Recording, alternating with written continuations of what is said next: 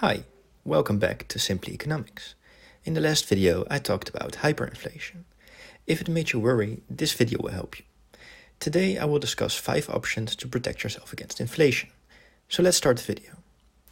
But the question is, when do you jump off the train? Also the question is, what do you jump into when you jump off the train? And the issue is, you can't jump into cash. Cash is trash. According to Ray Dalio, founder of Bridgewater Associates, cash is trash, and basically any investment is better than keeping cash. So let's start a list of possible investments. Number 1. Commodities. History has shown gold and silver have been excellent hedges against inflation. When high inflation hits and currency, also called fiat money, loses its value, the crowd tends to invest in tangibles like commodities. These always keep their intrinsic value instead of a currency, which is only worth something because we have faith in it. This did not used to be the case. We used to have a gold standard in the US. A gold standard is a monetary system in which the standard economic unit of account is pegged to a fixed quantity of gold. President Nixon made an end to this gold standard in 1971, and since then currencies have not been backed by anything, except for trust. Other commodities like crops, raw materials, or natural resources are also good inflation hedges, and a lot of them have actually already increased double digits as of last year.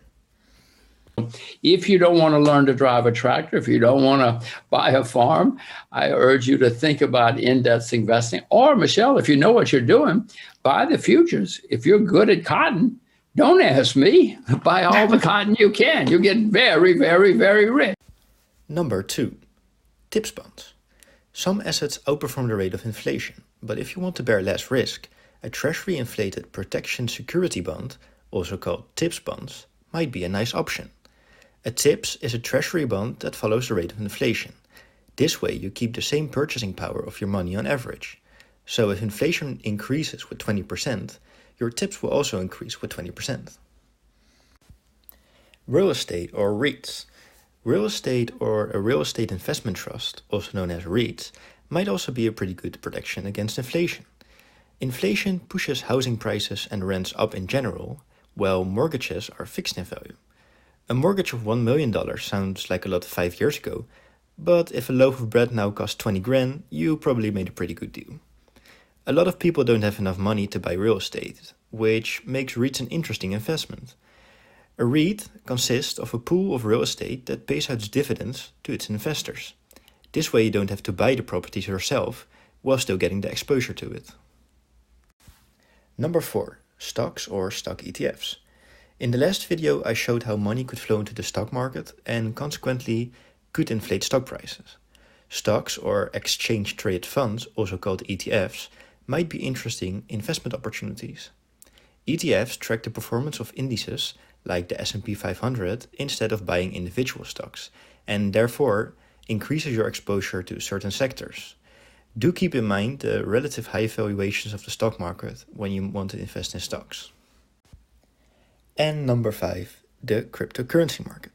If you have not heard about Bitcoin or other cryptocurrencies yet, you're probably living under a rock. Crypto has been exploding as of lately and it might even go higher. The upside potential is very high, especially for the smaller altcoins, and therefore could be an inflation hedge. Bear in mind, cryptocurrencies are extremely volatile and remain a highly speculative asset. Because it's quite unstable and hasn't proved itself over the long run, it's on number 5 of the list. If you want to invest in crypto, make sure you have done your own due diligence. The most important is not to put all your eggs in one basket. Try to diversify in a few asset classes.